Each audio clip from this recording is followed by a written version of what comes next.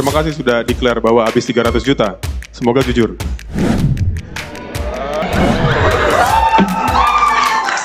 Ya, berarti yang harus menekan adalah kita dari bawah. Persis. Makanya kita harus berkoalisi. Satu botol air mineral, plastik air mineral tidak akan merusak hutan seperti penambangan. Masuk di parlemen supaya kita bisa menentukan di sana. Kalau jawabannya tidak ada, ya tidak mungkin kita bisa suarakan. Pelarangan penggunaan kalau kita ke minimarket atau ke warung, bahkan ketika menjadi regulasi itu hampir tidak pernah terjadi gitu Mas kalau di Makassar. Tuh, itu yang terpenting. Sayangnya Tapi ini saya juga tidak melihatnya kalah masih penting. agak minim ya.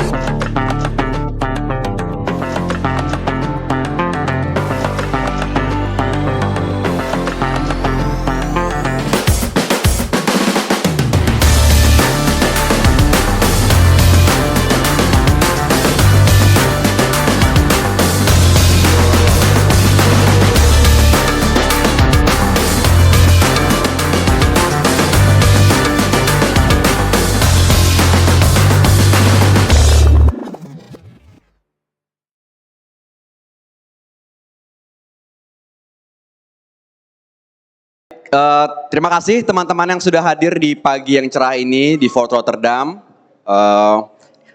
Perkenalkan sekali lagi, nama saya Yasar Aulia dari Indonesia Corruption Watch. Buat teman-teman yang belum familiar, Indonesia Corruption Watch atau ICW adalah sebuah organisasi masyarakat sipil yang dibentuk di tengah reformasi 1998 untuk mengawal agenda pemberantasan korupsi dan kerja-kerja pengawasan publik dalam membuat pemerintahan yang lebih transparan dan ekosistem bisnis yang lebih bebas dari korupsi. Nah, untuk agendanya sendiri teman-teman, Kepung ini yang kedua. Ini pertama kali diselenggarakan pada bulan Februari kemarin di Teater Utan Kayu di Jakarta. Jadi ini yang kedua dan ini spesial begitu ya di Makassar. Bukan hanya pertama kali diselenggarakan di Benteng begitu ya. Ini juga pertama kali bekerja sama dengan Makassar International Writers Festival 2026. Jadi agenda ini merupakan rangkaian dari MIWF dan sebelum memulai lebih jauh, saya mau menyampaikan bahwa forum ini bagian begitu ya dari semangat besar MIWF dengan tema Recoordinate. Jadi ajakan untuk memetakan ulang cara kita memandang relasi antara manusia, lingkungan, kekuasaan, pengetahuan dan masa depan kita bersama. Karena krisis yang sedang kita hadapi ini bukan hanya soal kebijakan, tapi juga tentang bagaimana kita gagal untuk mendengarkan satu sama lain, gagal membangun koordinasi, dan juga gagal untuk menjaga relasi di ruang hidup kita sendiri. Melalui forum Kepung, ICW mencoba untuk membuka ruang percakapan yang kritis, jujur, dan berani begitu ya. Ruang untuk saling mendengar dan sekaligus menantang gagasan demi menghadirkan perspektif yang luas dan lebih adil. Sebelum mulai lagi lebih jauh, ada beberapa prinsip yang dijunjung oleh MIWF di forum ini. Saya akan membacakan begitu ya 3 prinsip tersebut. Pertama, no all male panel. Jadi ini komitmen untuk menghadirkan representasi gender yang lebih adil dan setara dalam ruang publik dan ruang pengetahuan. Karena kami percaya bahwa percakapan yang sehat lahir dari keberagaman suara. Dan yang kedua, Zero Waste Festival. MIWF ini merupakan menghadirkan upaya kolektif untuk menghadirkan ruang festival yang lebih bertanggung jawab terhadap lingkungan dengan mengurangi sampah dan jejak karbon selama acara berlangsung. Dan yang terakhir, ini adalah prinsip bahwa MIWF merupakan safe and inclusive space, yaitu ruang yang nyaman, aman, dan inklusif bagi semua orang. Karena itu kami mengajak seluruh peserta forum untuk menjaga jalan diskusi dengan saling menghormati, tidak melakukan serangan personal, dan memberi ruang yang setara bagi setiap suara untuk dapat didengar. Oke teman-teman, untuk konsep Kepung itu sendiri, bagi teman-teman yang sudah pernah melihat videonya di akun YouTube kami begitu ya, yang diselenggarakan di Jakarta pada Februari, ataupun yang tahu begitu, saya ini mau menjelaskan bagi teman-teman yang mungkin pertama kali mengetahui konsep forum ini begitu ya. Jadi kami terinspirasi dengan akun YouTube bernama Jubile begitu ya. Di YouTube itu dia punya satu kegiatan bernama Surrounded, jadi bahasa Inggrisnya Kepung begitu ya. Kami meminjam konsep yang mereka gunakan untuk pada intinya sebetulnya mengangkat diskursus publik, tapi dengan format yang lebih adversarial begitu, lebih konfrontatif, jadi dengan perdebatan. Tapi pada intinya sebetulnya membicarakan topik-topik yang selama ini juga diangkat oleh ICW. Dalam konteks hari ini, tema yang diangkat itu seputar korupsi iklim. Jadi ada 3 rangkaian ICW di MIWF ini. Pada hari Kamis kemarin sudah ada diskusi buku tentang korupsi iklim dan hari ini Kepung, di besok ada public lecture begitu ya. Tapi konsepnya kurang lebih sama. Kami semenjak 2024 mencoba untuk mempertautkan persoalan krisis iklim yang dialami oleh kita semua dan mencoba untuk membawa paradigma bahwa permasalahan tersebut bukan sekedar masalah yang muncul akibat bencana alam saja atau hadir secara natural, tapi disebabkan oleh manusia. Secara lebih spesifik karena sistem politik dan sistem ekonomi yang kita adopsi sayangnya memantik berbagai macam permasalahan yang pada ujungnya membawa krisis iklim itu sendiri. Jadi kami di ICW percaya bahwa membicarakan soal krisis iklim bukan bicara soal teknis teknologinya saja, bukan bicara soal pendanaan, bukan bicara soal analisa lingkungan saja, tapi juga bicara soal ekonomi politik begitu. Itu yang mau kami bawa di sini. Dan gagasan itu coba kami uji di Kepung. Jadi nanti ICW akan dikepung oleh 8 individu seharusnya, tapi ada satu pihak yang berhalangan hadir, Ibu Erika, ada hal yang darurat gitu ya, ada permasalahan kesehatan jadi belum bisa hadir. Jadi ada 7 orang yang akan mengepung dan bisa setuju, bisa tidak setuju, tapi yang jelas nanti ICW akan menghadirkan pandangannya, hasil risetnya seputar bahwa penyebab krisis iklim itu soal politik begitu ya. Ada permasalahan politik di situ yang harus diselesaikan. Jadi tidak bisa hanya berkutat sama lifestyle atau persoalan individu saja. Kurang lebih itu konsepnya begitu ya. Jadi nanti kawan di ICW akan duduk di sini, teman-teman yang mengepung akan bergantian begitu ya, berebutan kursi untuk mendapatkan jatah berbicara begitu dengan kawan ICW. Tanpa berlama-lama lagi, sebelum saya membacakan lebih teknis lagi aturannya, saya akan memperkenalkan pengepung dan orang yang akan dikepung pada hari ini, begitu ya teman-teman. Pertama, saya akan mengantar ke kursi panas, begitu ya, kawan yang akan dikepung. Pertama ada perwakilan dari ICW, Mas Egy Primayoga. Mas Egy ini merupakan pegiat anti korupsi di ICW, sudah punya rekam jejak bekerja lebih dari 10 tahun begitu, 14 tahun kurang lebih. Fokus isunya soal state capture, korupsi ekologis, dan ketimpangan. Jadi melalui riset ia sudah banyak mengadvokasikan isu korupsi dan juga melakukan investigasi serta advokasi kebijakan. Silakan Mas Egy, persilakan ke kursi panas. Selanjutnya saya akan mengundang para pengepungnya begitu ya. Nanti silakan duduk, pilih kursinya saja di depan, yang di belakang sini. Pertama saya akan mengundang Kak Ria Lestari Baso.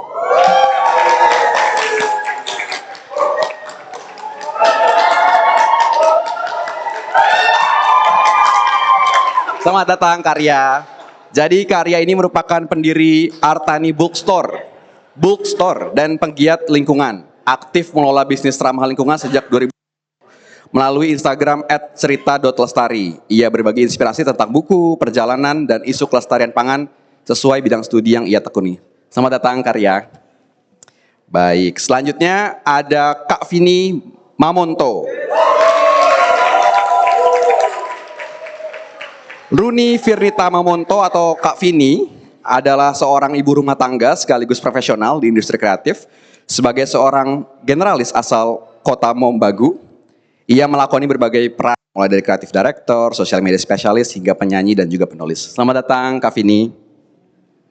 Selanjutnya, saya mau mengundang Pak Abdul Hayat Gani. Pak Abdul Hayat Gani merupakan politisi Partai Perindo yang sebelumnya berkarir sebagai birokrat. Ia merupakan mantan Sekda Sulawesi Selatan dan pernah menjabat sebagai pelaksana harian Gubernur Sulawesi Selatan pada tahun 2022. Selamat datang Pak Abdul Hayat Gani. Oke, selanjutnya saya mau mengundang Kak Andi Nisfatul Aira.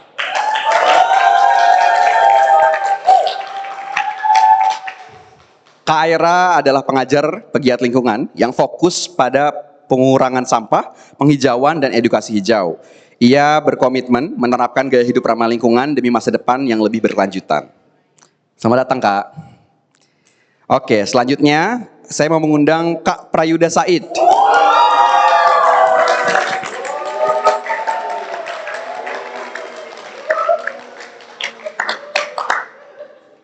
Prayuda Said adalah praktisi komunikasi publik yang mengelola strategi humas pemerintah. Selain aktif di komunitas The Book Club Makassar, ia juga merupakan penulis lintas genre dan memiliki pengalaman sebagai konselor adiksi remaja di pusat rehabilitasi. Selamat datang, Kak. Oke, selanjutnya silakan hadir ke kursi Kak Ade Enas Mapan Jaci.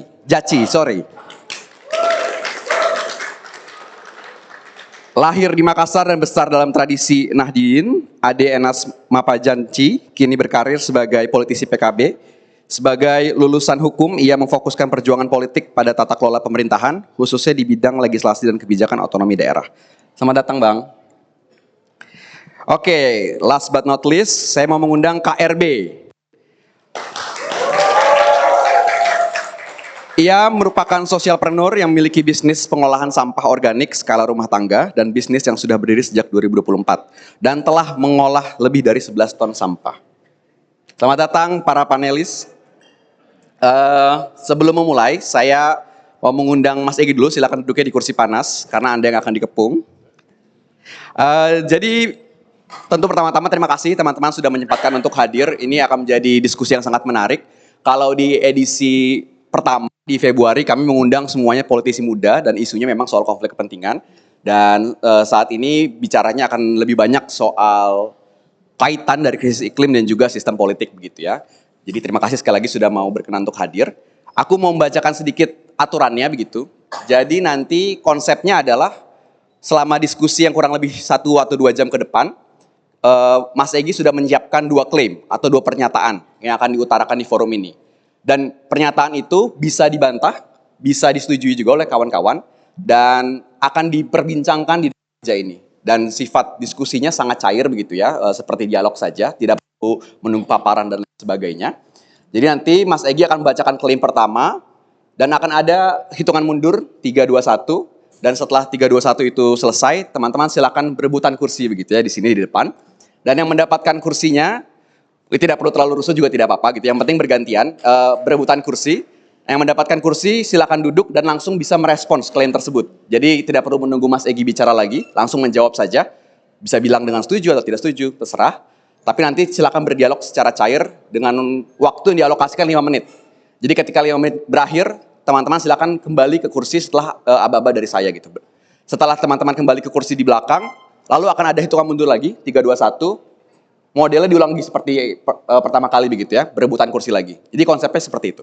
Harapannya teman-teman semua bisa mendapatkan giliran begitu ya, sampai diskusi ini berakhir.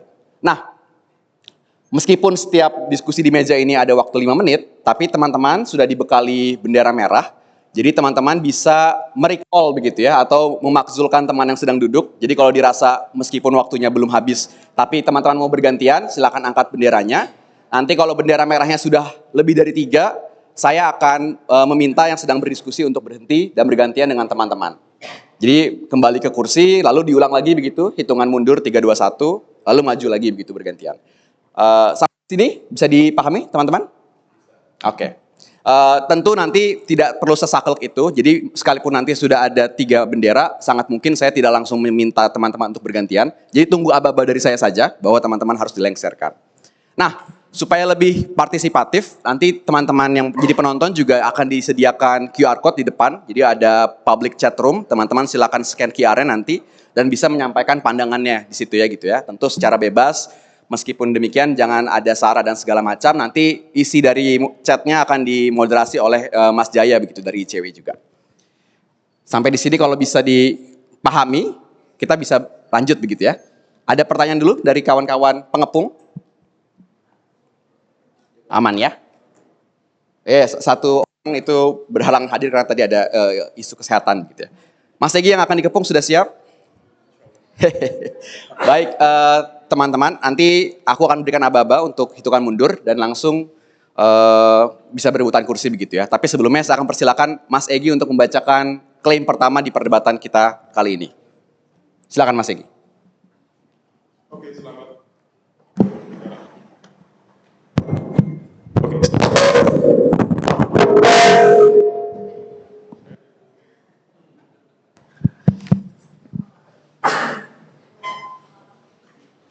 Oke, selamat pagi teman-teman. Saya bacakan klaim pertama. Krisis iklim adalah isu politik yang tidak bisa diselesaikan oleh solusi individual atau gaya hidup sustainable.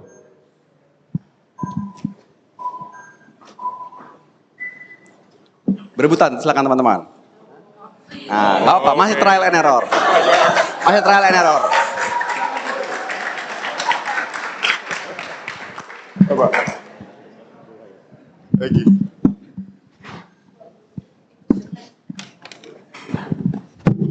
Ya.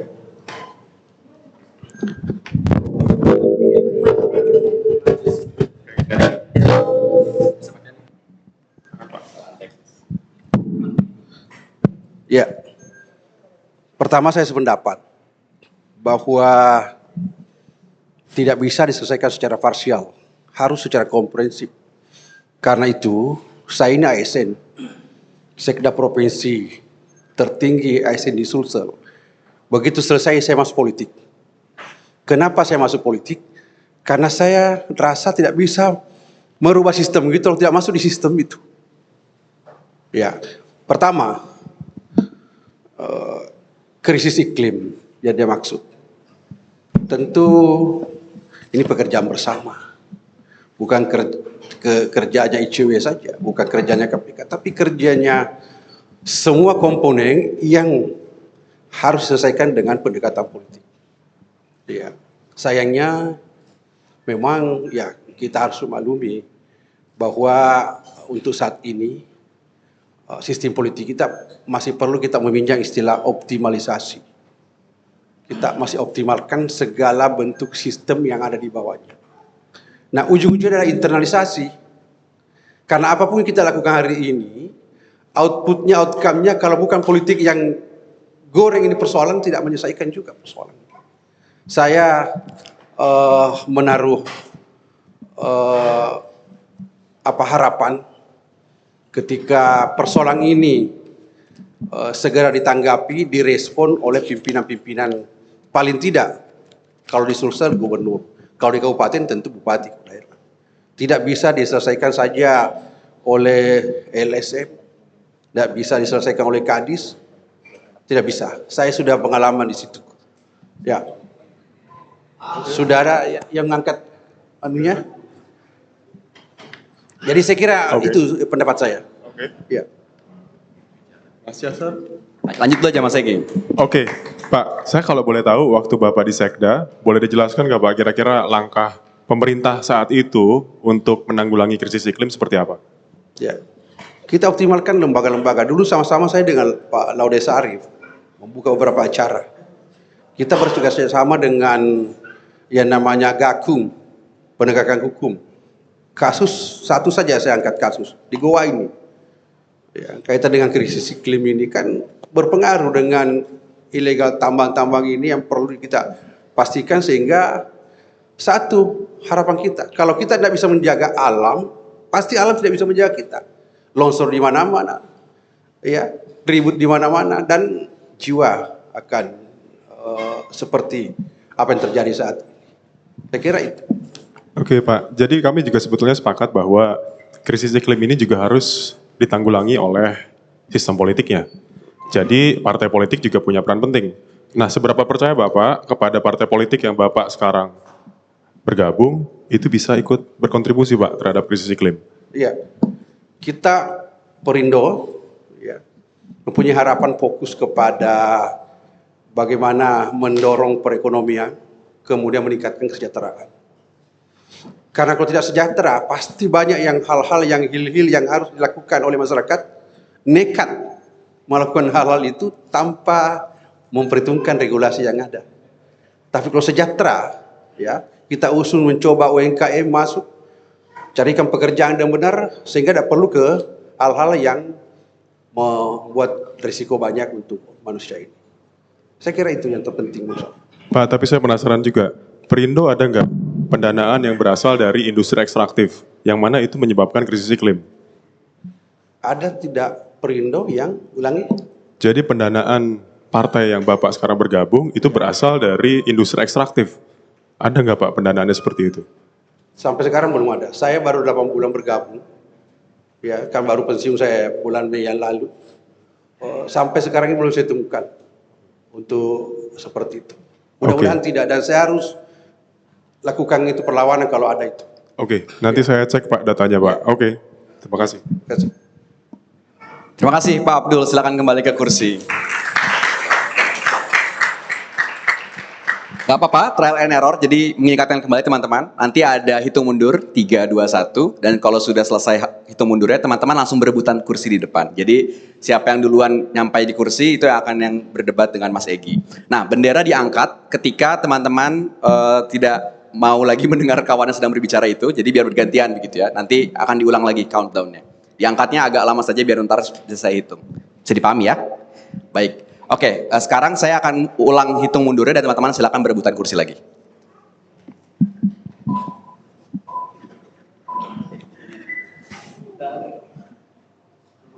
Ya.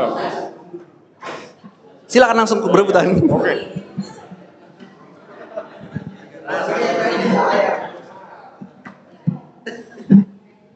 Iya. Terima kasih atas kesempatannya. Assalamualaikum warahmatullahi wabarakatuh. Saya Adenas Mapajanci dari PKB. Sangat setuju dengan mosi pertama. Kenapa? Karena dengan kita bawa tumbler, kita pilah sampah itu hanya sebagai ibadah individual saja. Bukan sebagai bukan sebagai langkah nyata untuk merubah konstelasi yang ada di negeri ini.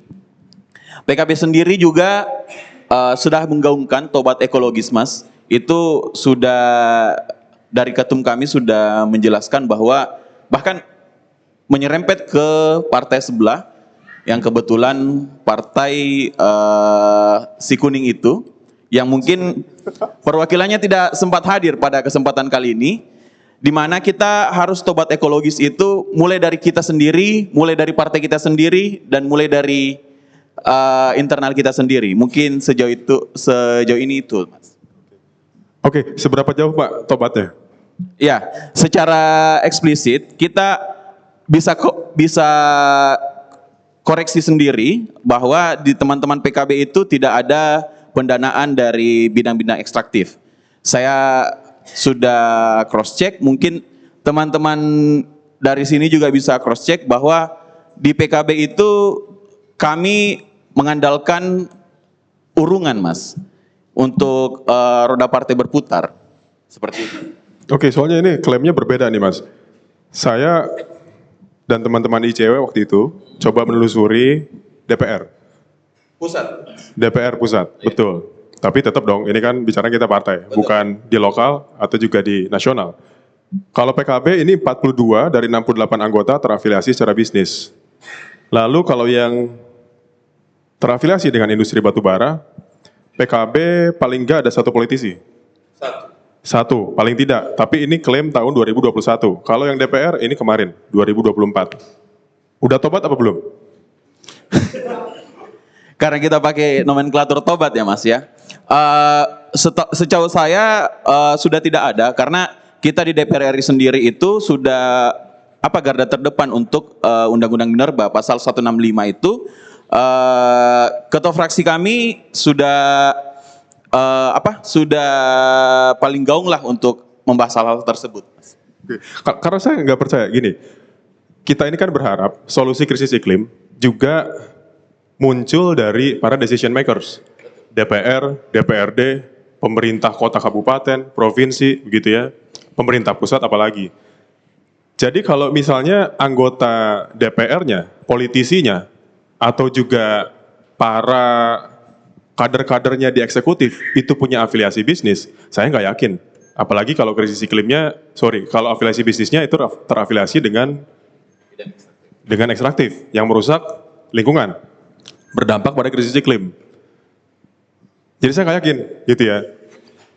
Gimana itu klaimnya ngejawab? Iya, Mas Egy sendiri memberikan data bahwa kemarin data lama itu 2021, Mas ya. 21 untuk yang satu PKB. Yang satu PKB. Itu tapi politisi. Tapi kalau untuk yang DPR ini 2024 baru. Jadi pebisnisnya kan banyak. Kalau kita bicaranya konflik kepentingan, nanti kepentingannya kepentingan ekstraktif. Gimana kebijakannya bisa berpihak pada kita publik yang punya dampak. Sekarang aja kita udah panas nih. Jangan-jangan udah kena dampak krisis iklim gitu ya. Gimana itu? Iya, kita tahu sendiri bahwa kalau misalkan terkait anggota DPR yang satu orang itu sudah dipastikan sudah tobat ekologis, Mas. Ya, kenapa? Karena kita sendiri sudah sering bicarakan secara internal hal-hal tersebut.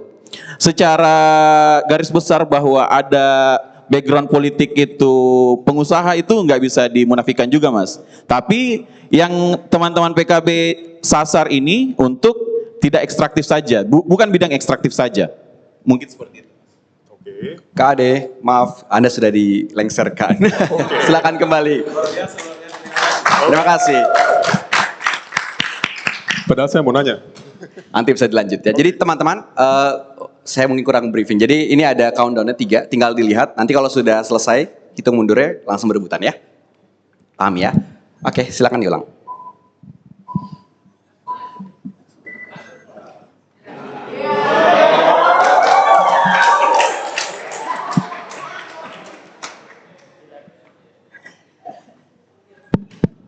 Kita kasih yang partai dulu, cari kursi. Udah dapat 2 ya. Udah dapat 2. Saya jujur sepakat sama klaim ini, cuma saya mau extend ini ke analogi pistol air. Jadi ada satu gedung pencakar langit yang terbakar. Lalu kemudian kita datang pakai pistol air, gel blaster, terus kita siram. 10 orang, 20 orang, 30 orang. Apakah apinya padam? Tidak. Itu yang terjadi kalau kampanye ramah lingkungannya individualis. Kalau misalnya hal ini terus dibiarkan, orang-orang akan punya apa ya istilahnya Gen Z sekarang? NPD, pick me. Saya bawa tumbler loh, mereknya ini loh, mahal loh, harganya sekian loh, terus merasa kalau dialah yang paling ramah lingkungan. Terus misalnya pakai tas belanja kertas dan lain-lain. Di restoran fast food, orang belanja take away pakai kertas. Kardusnya dari kertas, boxnya dari kertas, tiba-tiba saset sambelnya plastik. Tiba-tiba kalau kita dine in itu tempat buat sambelnya plastik. Padahal seharusnya kantong plastik itu lebih berguna, bisa di-reuse. Sedangkan kotak sambel itu, saset sambel itu nggak bisa di-reuse. Mungkin bisa di-recycle tapi butuh waktu yang lebih panjang. Butuh harus ke ini dan lain-lain. Jadi kalau menurut saya kalau hanya menggunakan kampanye individu saja untuk mengatakan bahwa krisis iklim ini bisa diselesaikan, maka krisis iklim tidak akan bisa diselesaikan hanya melalui kampanye individu yang ramah lingkungan. Pilah sampah, bawa tumbler, ganti plastik bag, itu benar-benar hanya membuat kita menjadi seolah-olah nabi lingkungan aja. Tapi ketika kita sudah puas dengan itu, kemudian kebijakan pemerintah apa? Tidak ada. Kita sudah terlena di situ dan akhirnya orang-orang tidak akan menganggap bahwa kebijakan-kebijakan lingkungan itu penting karena mereka sudah merasa nyaman dengan posisi bahwa saya sudah menyelamatkan lingkungan. Kayak gitu. Silakan, Mas. Oke. Saya setuju betul. Karena begini, sebelum saya bicara soal iklim, saya dulu masuk ICW belajar soal korupsi. Hal yang saya dapat adalah kalau kita mengandalkan pada moralitas individu, jujur, baik-baik, dan segala macam, itu penting. Tapi itu tidak akan pernah cukup. Karena korupsi sudah sistemik. Karena korupsi sudah mengakar. Korupsi sudah sangat menyebar di mana-mana. Saya mengambil logik yang sama terhadap krisis iklim. Karena krisis iklim, dia punya suatu hal yang harus ditanggapi dengan segera. Kalau kita lihat ada aktivis di Swedia, siapa namanya? Greta Thunberg. Dia kan bukan kita lihat sosoknya, aksi individunya, tapi dia ingin menonjolkan kedaruratan. Makanya disebutnya climate emergency, gitu ya. Jadi ada hal yang harus segera dilakukan. Nah, kalau kita melakukan aksi individual, kita fokusnya ke sana, yang mana saya bilang aksi individual penting. Tapi kalau kita fokusnya ke sana, bergeser ke sana, akan lambat. Jadi si emergency tadi nggak akan bisa diselesaikan, gitu ya. Emergency-nya harus diselesaikan dengan, kalau tadi analoginya adalah pistol air, ini dengan pemadam kebakaran yang memang harus masif, gitu ya. Nggak bisa kita pelan-pelan pakai pistol air, lalu kemudian kita berharap krisis iklimnya selesai. Enggak, gitu ya. Jadi solusinya memang harus satu, aksi kolektif.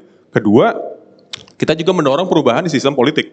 Sistem politiknya yang tadi saya bilang, ada afiliasi bisnis, afiliasi bisnisnya ada ke ekstraktif, yang mana itu ngerusak lingkungan gitu ya, baik itu nikel, baik itu batu bara, baik itu pertambangan yang lain. Kita tahu banyak cerita, kita bisa lihat datang keluar kebut yang memamerkan bahwa kerusakan lingkungan akibat industri ekstraktif itu sudah sangat masif. Jadi kalau itu tidak kita dorong, kita hanya aksi individual, kita let's say hanya menggunakan tumbler gitu ya, yang mana saya juga menggunakan, tapi saya tidak pernah menjadikan itu sebagai Nggak pernah merasa jadi nabi ya Mas. tidak pernah menjadi nabi juga, ya tidak akan selesai krisis iklimnya. Kita keburu mungkin sudah banjir aja nih depan benteng ini gitu ya, benteng Rotterdam, karena apalagi ada reklamasi di sini, bisa mempermudah jarak, jangan-jangan bisa mempermudah. Iya, belum lagi masalah tumbler itu kan akhirnya sekarang jadi souvenir ya. Nikahan tumbler, seminar tumbler, apa-apa tumbler, akhirnya di rumah itu numpuknya tumbler Mas. Nah terus kalau misalnya kita buat tumbler satu terus hilang, ya nggak apa-apa, soalnya ada lagi. Persoalannya tumbler yang ketinggalan itu bakal jadi sampah lagi. Nah akhirnya gaya hidup yang menurut kita ramah lingkungan itu ternyata malah merusak lingkungan Mas. Kayak gitu. Ya saya nggak, oke, saya nggak bilang kita harus stop tumbler, nggak, kita tetap gunakan. Tapi kalau kita berharap atau kita percaya bahwa itu sudah mampu untuk menyelesaikan solusi krisis iklim terhadap krisis iklim, itu nggak akan pernah. Terima kasih Mas Egy dan Kak Prayuda. Silakan kembali ke kursi. Terima kasih banyak. Maaf ya waktu habis. Oke, kita akan lanjut lagi. Silakan dimulai countdown-nya.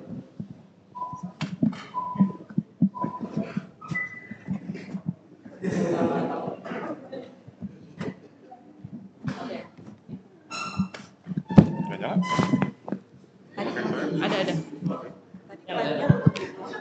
Oh, nggak perlu. Oke. Dari tadi ya kita kayak merasa bahwa pilihan personal untuk membawa tumbler dan sebagainya itu kayak sesuatu yang kayak apa sih kayak gitu.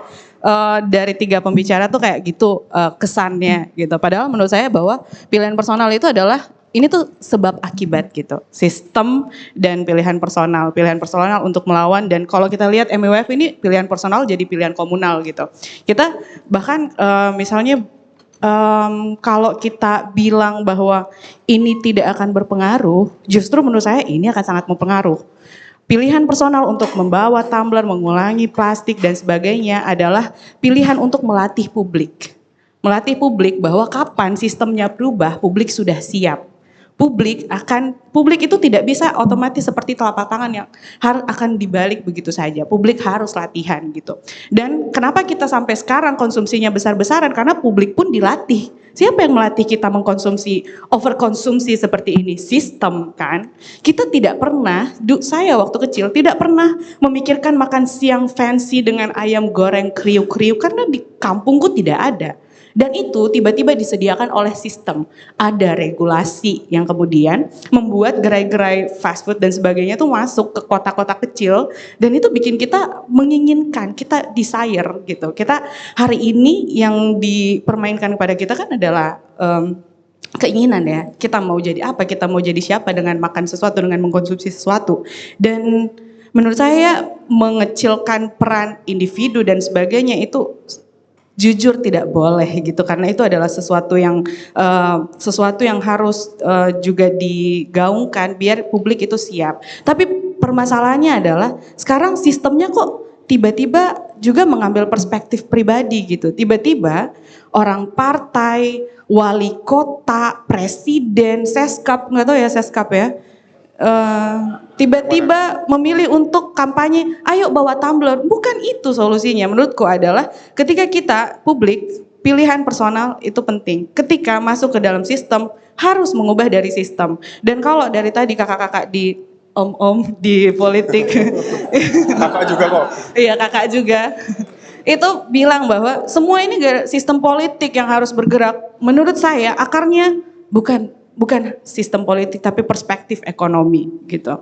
Menurut saya sistem politik adalah suatu akibat gitu. Adalah gimana para penyelenggara negara, penyelenggara politik ini kemudian menggunakan kekuasaan itu akarnya adalah perspektif politik. Kalau kita perspektif ekonomi, kalau kita balik lagi, siapa yang diuntungkan dari apa yang dijual hari ini? Siapa yang diuntungkan dari apa yang kita beli hari ini? Siapa balik lagi? Kalau dari tadi bilang bahwa di kami partainya sudah tidak ada dari sumber-sumber ekstraktif dan sebagainya. Tapi kan person-personnya berbisnis ekstraktif gitu. Dan sepengetahuan saya orang-orang terkaya di Indonesia ya kalau nggak tambang ya keluarga tambang gitu kan, iya gitu. Nah di sini ada kekuatan ini juga ya, kekuatan narasi yang diselip ke dalam aturan-aturan, misalnya dalam hutan gitu.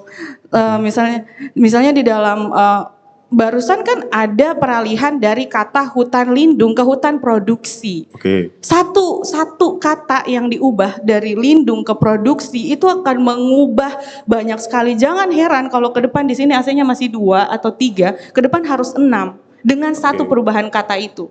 Dan itulah kenapa menurutku penting kesadaran politik bagi setiap orang untuk ikut serta, karena kalau orang-orang itu tidak sadar secara personal untuk melawan secara personal, tidak akan ada perlawanan komunal gitu. Dan sistem politik hari ini itu terbangun gara-gara orang-orang secara personal masih mau mengkonsumsi, misalnya kayak flexing di Instagram, di TikTok dan sebagainya. Oh kamu mau menyelah? Oke, iya, ini menyela. Saya setuju, tapi kenapa? Karena gini, saya setuju melihat misalnya tumbler atau sedotan plastik dan lain sebagainya, itu mampu untuk mengubah pasar, bahkan mengubah pasar, menggeser perilaku. Betul. Gitu ya. Tadi dibilang di restoran-restoran sampai sekarang kalau plastik kita nggak boleh lagi pakai, kita harus bawa sendiri gitu ya, kantong. Setuju. Aksi individual itu yang pada akhirnya tadi kita bicarakan itu mampu untuk mengubah itu. Tapi saya bilang itu nggak cukup gitu ya. Betul, itu karena nggak cukup. Konsumsinya itu digeser ke ranah pribadi. Betul. Konsumsi digeser ke ranah pribadi, sementara konsumsi yang merusak, produksi yang merusak, Betul. seperti industri ekstraktif, Betul. itu akhirnya nggak tersentuh. Gitu. Betul. Itu yang harusnya kita lihat juga. Betul, Jadi, saya mau bilang bahwa satu botol air mineral, plastik air mineral tidak akan merusak hutan seperti penambangan ataupun seperti pembabatan Betul. liar di hutan. Terima kasih Kak Vini, silakan kembali. Oke, sudah mulai panas ya. Kita mulai lagi countdown-nya teman-teman. Silakan.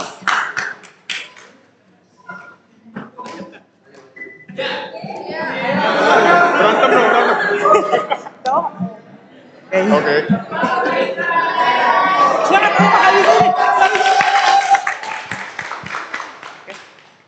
Secara pribadi saya tentu melakukan aksi-aksi individu itu ya. Jadi saya membawa tumbler, kemudian saya betul merasa bahwa apa yang saya konsumsi setiap harinya bukan hanya saya tonton atau saya lihat dari teman-teman, tapi juga saya konsumsi adalah jelas-jelas hasil dari semua sistem ini gitu. Saya kemudian mengkonsumsi nasi kan tidak tiba-tiba bahwa saya kemudian terlahir akan itu. Tapi menyoal yang tadi, sepertinya perlu sekali menggarisbawahi bahwa aksi individu itu tetap memiliki dampak. Kita bisa lihat gitu ya, terutama di usia teman-teman muda, bagaimana kemudian mereka bisa peka pada isu-isu ekologis hari ini, jelas karena mereka misalnya terinspirasi satu dari dua tokoh. Tapi betul, itu tidak kemudian mendiskreditkan pentingnya bahwa sistem yang paling utama. Misalnya saat kita menjalankan, kita bisa lihat misalnya teman-teman di MEWF menghitung karbon setiap harinya.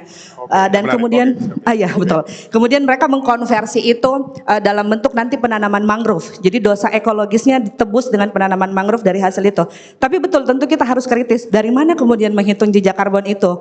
Karena misalnya ada banyak hal di keseharian kita kan lahir dari korporasi ya. Misal penghitungan jejak karbon, kalkulator karbon kita itu lahir dari industri minyak besar gitu di Inggris. Kemudian mereka mengeluarkan itu untuk mengkampanyekan seolah-olah itu jadi tanggung jawab pribadi. Betul. Saya paham betul bahwa makanya kadang-kadang kita terbagi dua, seolah-olah aksi individu seringkali diskreditkan dengan itu. Mereka akan bilang lah, ini kan British Petroleum yang bikin jejak karbon, kenapa harus capek-capek menghitung? Itu kan seolah-olah memindahkan tanggung jawab pemerintah atau tanggung jawab yang seharusnya melalui regulasi kepada tanggung jawab individu, sehingga mereka misalnya industri ekstraktif melalui tambang, minyak, dan tentu saja perusahaan hutan lainnya itu bisa merusak. Tapi saya pikir aksi-aksi individu itu kenapa menjadi penting adalah secara moral. Secara moral kami masih berpegang pada nilai, itu yang kami rasa penting. Kenapa kemudian mau tetap melakukannya meskipun rasanya setiap harinya tuh bisa saja rasanya hopeless sekali. Kayaknya kapan sistem ini terwujud? Spesifik misalnya di Kota Makassar gitu ya. Kita bisa lihat bahkan sekarang ada perda pelarangan penggunaan kemasan plastik. Tapi kita bisa lihat bahwa penerapannya hampir tidak ada. Pelarangan penggunaan kalau kita ke minimarket atau ke warung, bahkan ketika menjadi regulasi itu hampir tidak pernah terjadi gitu Mas kalau di Makassar. Tidak seperti kota-kota lain misalnya yang pertama mengusulkan itu. Regulasi menjadi penting sekali karena itu sangat berdampak. Tapi kadang-kadang itu juga menjadi momok yang menakutkan. Misalnya kita bisa lihat di beberapa daerah adat yang kemudian lahan-lahan mereka kemudian dijual oleh kata konservasi menjadi taman nasional dan penolakan itu juga sangat signifikan gitu. Makanya penting sekali saya pikir bahwa secara individu itu tetap penting tapi perlu kritis. Misalnya tadi jejak karbon, oke, kita kritisi. Ketika mendengar kata konservasi juga tetap harus mengkritisi. Misalnya taman nasional, apakah taman nasional benar-benar pro atau tidak? Tapi kan orang kalau mendengar kemudian konservasi dan yang lainnya akan langsung kemudian pro. Nah, poin itu kurasa juga tetap penting. Jadi meskipun aksi individu penting, tapi kritis terhadap aksi kita juga penting bahwa aksi ini lahir dari apa dan kesadaran apa. Oke, Gitu. saya punya perbandingan walaupun nggak sepenuhnya sama ya. Oke, boleh, Mas. Bahwa dulu itu kita ada yang dinamakan clicktivism atau selectivism. Ini konteksnya internet. Jadi kita dengan mengisi petisi online misalnya di internet terhadap isu-isu tertentu, kita merasa sudah puas. Atau kita dengan komentar di media sosial atas isu tertentu, kita sudah merasa terlibat, kita sudah merasa cukup, gitu ya. Saya nggak bilang untuk aksi individual yang saat ini itu adalah aksi yang malas, enggak. Tapi saya khawatir kalau kita hanya menekankan terhadap hal tersebut, kita merasa sudah puas, sudah cukup. Sementara masalah besar yang tadi kita bilang carbon footprint dialihkan ke individu, semestinya ada misalnya footprint juga dari korporasi. Berapa misalnya emisi yang dikeluarkan oleh industri ekstraktif yang terafiliasi dengan para politisi misalnya. Betul sekali.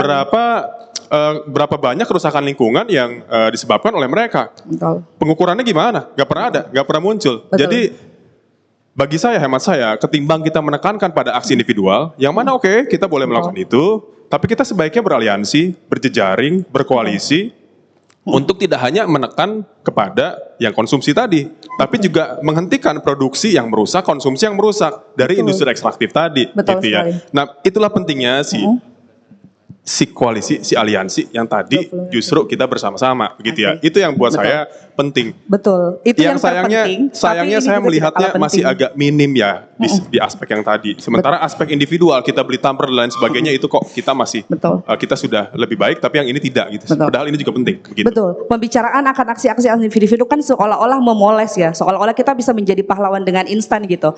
Tapi betul, tadi adalah penting untuk menjaga nilai moral agar gerakan itu tetap lahir, tetap tumbuh gitu. Meskipun mungkin tidak bisa terukur. Gitu. Oke, masih ada dua lagi kayaknya yang belum bicara ya. Kalau tidak saya salah. Silakan diulang countdown-nya.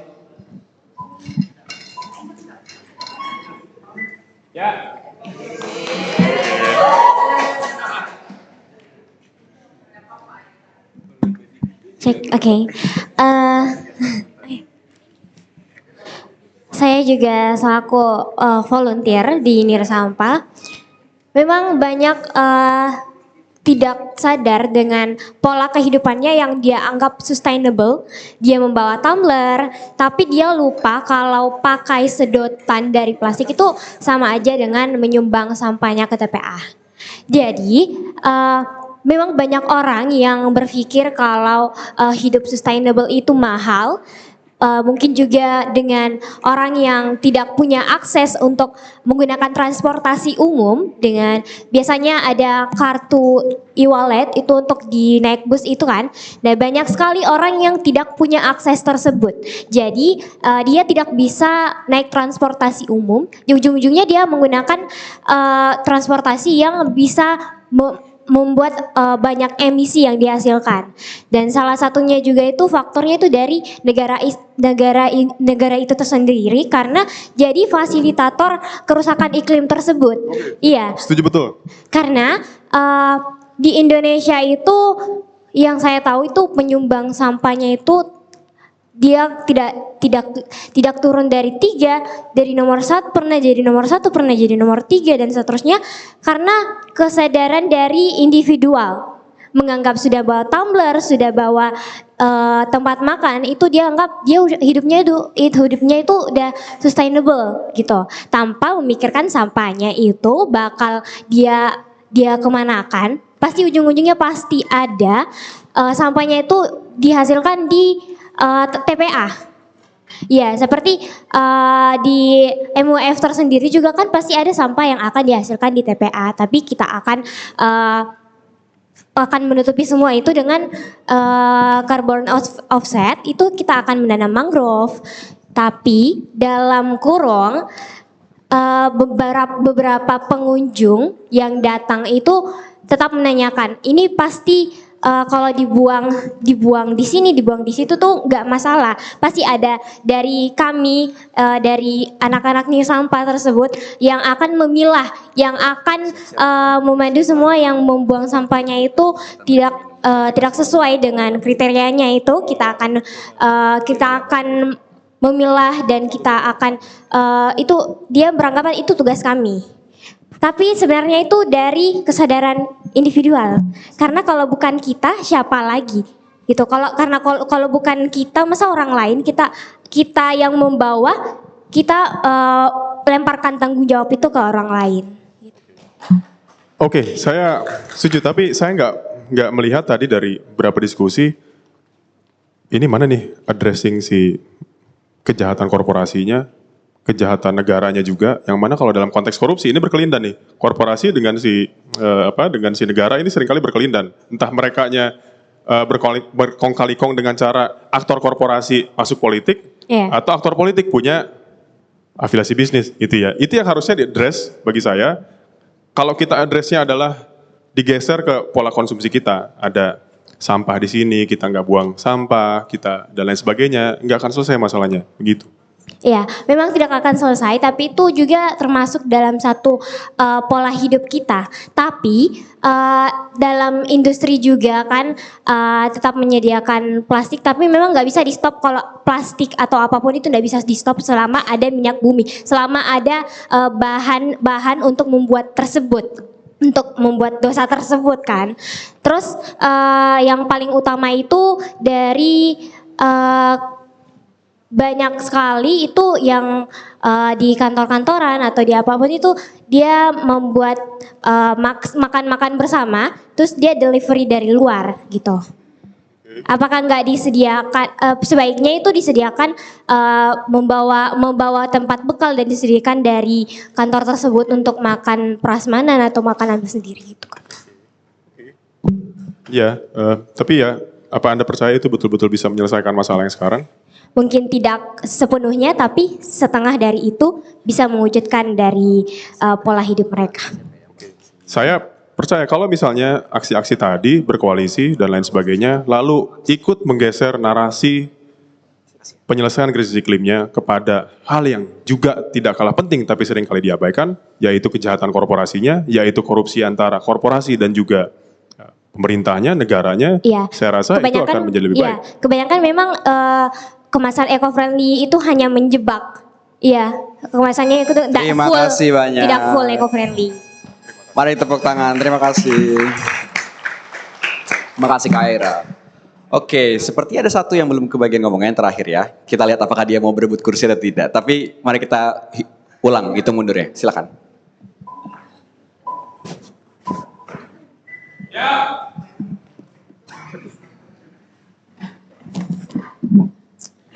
Oke, langsung pertama saya sangat setuju tentang keterlibatan politik atau sistem politik dan korporasi terhadap krisis iklim. Kenapa? Pertama, saya itu berawalnya dari individual yang sebagai, anggaplah kalau orang bilang tuh si paling lingkungan lah bahasanya, dan sampai di akhir 2024 saya membangun bisnis yang sebutannya itu pengolahan sampah organik. Sampai ketemu dengan, saya jalan ke pemerintah, ke kantor, entah itu Makassar dan Goa, itu sangat apa ya, betul-betul perspektif yang dibutuhkan. Bayangkan ini saya mau cerita tentang jadi bisnis saya itu baru berjalan dari 2024, cuman pencatatan yang paling rapi itu 2025. Saya bilang saya butuh kendaraan untuk operasional, untuk membantu yang seharusnya, dan kebanyakan dari sekitar saya itu mengatakan sampah ini urusannya pemerintah, ya. Cuman kalau saya pribadi, saya mendirikan bisnis itu dikarenakan saya pergi dari rumah sampai ke tempat kerja itu banyak TPS ilegal. Yang maksudnya biasa orang lihat ada tiba-tiba tumpukan sampah awalnya satu dan tiba-tiba bulan ke depan tuh sudah banyak, dan yang akhirnya orang menganggap itu ada tempat pembuangan yang akhirnya nanti diangkut sama Pemkot atau petugas. Nah, yang akhirnya tadi yang mau saya ceritakan adalah ketika saya ke kantor-kantor untuk meminta bantuannya, artinya saya melakukan istilahnya bantuan lah atas permasalahan dari tugas pemerintah dalam bentuk transportasi. Tapi yang dia tanyakan adalah berapa kemampuan untuk menyelesaikan masalah itu. Saya sebutlah kita mengalihkan sampah organik itu 1 ton per bulan, yang akhirnya yang terakhir tuh kalau tidak salah saya 3 ton per bulan yang dilakukan dengan orang-orang yang sangat terbatas. Terus tiba-tiba yang saya paling tidak nyangka keluar dari mulutnya beliau, ya dia juga adalah salah satu kadis lah. Langsung tiba-tiba dan betul-betul saya tidak lupa bilang, berapa tadi 3 ton per bulan? Terlalu jauh deh. Kita itu sampahnya 500 ton per bulan. Dan itu per hari. Maksudku setelah saya ngobrolkan dengan teman-teman ini, harusnya kau lawan. Kira-kira itu 500 ton per hari itu apa yang mau dibanggakan, itu cuma hanya menumpuk. Dan betul tadi yang dikatakan itu krisis iklim yang sangat semua merasakan, entah dia politisi kah atau masyarakat biasa, semua merasakan. Bahkan kalau tidak salah itu Bantar Gerbang yang TPA di Jakarta yang kononnya ya 8.000 ton per hari, itu sudah memakan korban jiwa yang banyak. Maksudnya itu sampah organik adalah penyumbang gas metana juga yang sangat berfaktor dengan krisis iklim ini yang kita rasakan. Anda mau bilang bahwa respon pemerintah jelek? Jelek. Oke. Jeleknya skalanya berapa? Ya. Dari 1 sampai 10 nilainya berapa? Jeleknya. Kalau jeleknya pasti 10 dong. Oke, jelek sekali berarti. Jelek. Jelek sekali dan banget gitu ya. Jelek. Kira-kira Anda masih optimis dengan cara yang Anda lakukan akan bisa mendorong atau mengubah kejelekan pemerintah tadi? Untuk backstory, sebenarnya kemarin saya bisnisnya sudah mau tutup. Karena ketemu dengan beberapa juga teman mengatakan orang yang anggaplah ya ini untuk konsumen, kita yang dari seluruh dunia datanya hanya 2% orang yang memilih makanan sehat. Ya, kita lebih pilih gorengan yang murah meriah daripada si salad-salad sehat ini. Itu salah satu contoh. Cuman saya kemarin disuruh cari lagi, kenapa sih kamu yakin dengan bisnis ini? Maksudnya dari pemerintah terbantu, warga terbantu, tapi yang kesiksa itu kau sendiri. Cuman saya yakin lagi, ternyata betul-betul dari rasa peduli itu yang bikin saya optimis dari teman-teman individualis dari tadi. 3 bendera lebih sudah. Tapi saya pertanyaan terakhir, Anda yakin bisnis Anda ini tidak berkontribusi terhadap kerusakan lingkungan dan lain sebagainya? Insya Allah tidak. Oke. Terima kasih KRB. Teman-teman, kita kasih break sebentar begitu ya, pengepung dan yang dikepungnya. Saya yakin pasti haus sekali, jadi sebentar saja kita kasih kesempatan mereka minum. Nanti ada teman panitia yang membantu untuk memberikan minum ke kawan-kawan. Sambil menunggu, saya melihat juga perdebatan panas di Slido begitu ya. Jadi saya memberikan kesempatan untuk membuka tabir anonimitas. Kalau teman-teman ada yang mau menyampaikan pendapat juga langsung di sini, singkat saja. Nanti biar meramaikan diskusinya juga, siapa tahu ada yang rasa belum disampaikan atau ada yang mau ditanyakan buat dibahas juga gitu. Ada yang mau bicara? Silakan. Oke, halo semuanya, perkenalkan nama saya Mita. Saya duduk di depan karena sesi ini sudah saya nanti-nantikan sekali. Sampai saya bawa kursi sendiri kalau misalnya saya nggak dapat kursi di sini. Walaupun saya bukan partai. Oke, kenapa perbincangan ini jadi sangat menarik karena saya bekerja di dua pendekatan lingkungan yang berbeda. Saya kerja di salah satu platform gaya hidup ramah lingkungan dan juga saya bekerja di Forest and Society Research Group yang pandangannya terhadap lingkungan itu pasti sangat berbeda ya. Makanya diskusi kali ini sangat relevan buat saya yang bekerja dengan usaha penyelamatan lingkungan dengan dua kerja-kerja yang berbeda. Yang saya ingin sampaikan tadi saya sebenarnya sudah menuliskan karena perdebatan pagi ini kayaknya agak timpang dan berat sekali di pembahasan Tumblr. Yang menurut saya Tumblr itu kecil sekali dari sistem buruk yang ada di negara kita yang sedikit lagi ini hancur kayaknya ya. Dan saya rasa kayaknya mungkin nanti percakapan setelah ini bisa dibikin lebih berimbang dan jangan dijadikan Tumblr sebagai sesuatu yang jangan menihilkan Tumblr karena tentu saja saya sepakat dengan yang disampaikan oleh teman-teman di sini tadi bahwa aksi-aksi personal dan juga akhirnya nanti MUF tersinggung karena MUF sangat mengkampanyekan bahwa Tumblr toh dan jangan sampai itu dinihilkan, tapi juga jangan dinihilkan bahwa ada sistem yang besar sekali seperti yang tadi disebutkan sama Kak Yuda, misalnya kita berusaha untuk belanja tapi ternyata ada kemasan saset yang disediakan dan itu akan jadi sampah lagi. Ya apa yang bisa kita lakukan? Kita sebagai kita sebagai warga biasa hanya itu yang disediakan oleh pasar. Dan siapa yang meregulasi pasar ini? Sepertinya diskusinya bisa dibikin lebih berimbang ke pilihan-pilihan lain bukan hanya soal Tumblr tapi soal hal-hal yang lebih besar di belakangnya, bagaimana pasar apa yang disediakan pasar hanya itu yang bisa kita lakukan, tapi di sisi lain kita sebagai makhluk yang sangat prekariat ini ya hanya bisa melakukan itu. Belum lagi isu-isu lebih besar lagi kayak isu masyarakat adat, pengusulan hutan adat yang sangat lama. Karena begitu banyak jalur-jalur birokrasi yang harus dilalui sementara untuk izin tambang buat teman-teman sedikit sekali kalau orang mau bikin tambang perusahaan bukan orang ya sekelompok oknum perusahaan bikin tambang itu izinnya itu hanya direkomendasikan oleh Pemprov.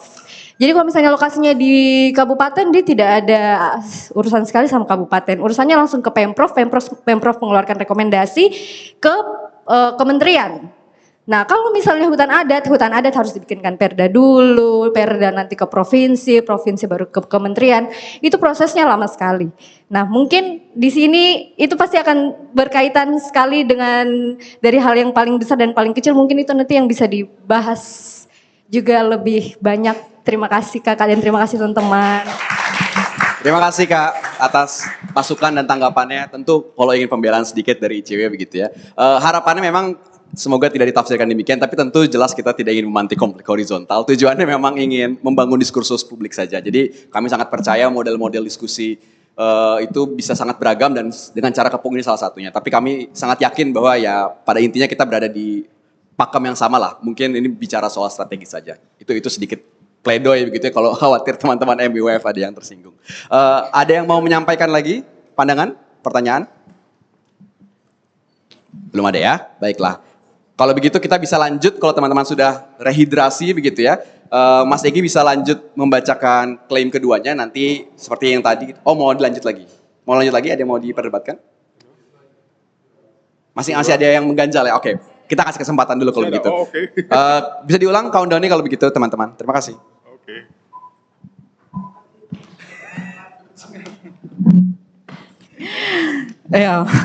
Iya maaf saya pas strategis.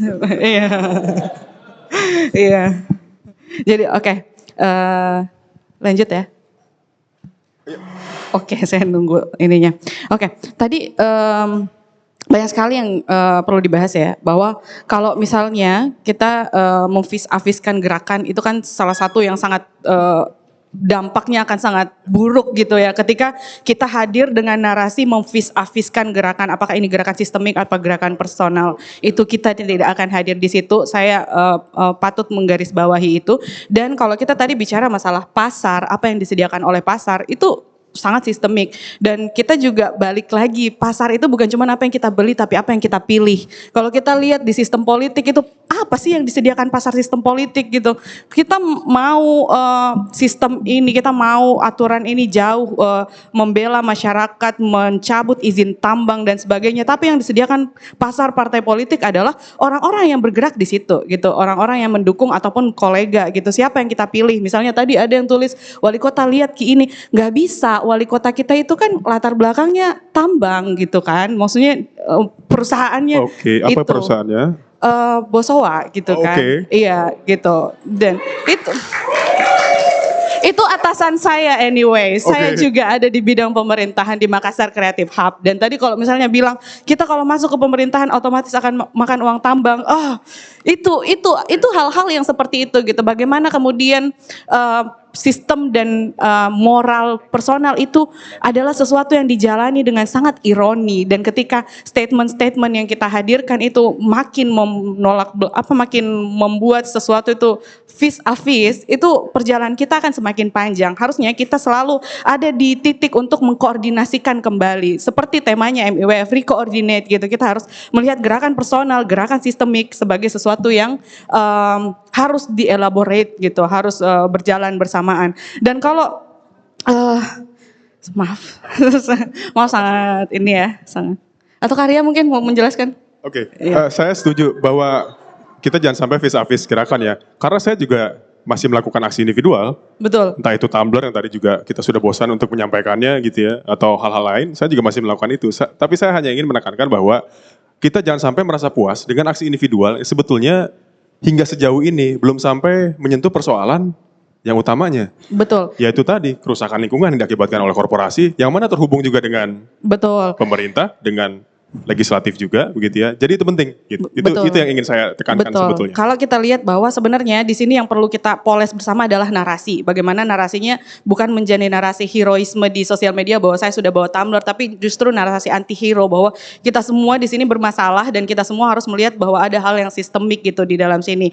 Bahwa gerakan-gerakan membawa tumbler, anti plastik pun sebenarnya adalah sebuah gerakan yang kayak perlu dipertanyakan kembali, karena menurut saya ini adalah tentang regulasi. Balik lagi, bagaimana kemudian pada saat COVID para dokter dan di medis itu merasa bahkan ada yang meminta maaf karena mereka menggunakan terlalu banyak plastik padahal itu untuk keselamatan. Itu adalah salah satu perspektif yang diakibatkan karena kampanye-kampanye anti plastik yang menurut saya tidak sesuai dengan perspektif awal, bahwa segala sesuatu harusnya ada regulasinya dan regulasi harus berpihak kepada masyarakat, bukan kepada para penambang, pada para korporat. Dan ini satu statement terakhir buat saya adalah nanti kalau ada pemilihan umum, kalau ada yang muncul bukan dari penambang, dari ini, itu yang kita pilih. Kemudian kita harus bersama-sama mengawal pencabutan izin tambang. Betul, dan kembalikan perspektif ekonomi kepada perspektif ekonomi restoratif, di mana masyarakat sekelilingnya berhak untuk menentukan akan diapakan alamnya dan akan hidup seperti apa bersama alam. Betul, itulah kenapa aksi individual harus sudah beralih melampaui aksi individual menjadi koalisi untuk bisa menekan entah dalam pemilu atau dalam politik yang sehari-hari. Betul. Gitu. Terima kasih. Terima kasih Kak Vini. Oke, kita ulang lagi countdown-nya ya. Mungkin dua kali lagi. Kalau misalnya nanti sudah menurun tensinya, bisa ganti ke emosi selanjutnya. Tapi kalau masih panas di emosi yang ini, kita pertahankan saja, tidak apa-apa. Silakan diulang countdown-nya.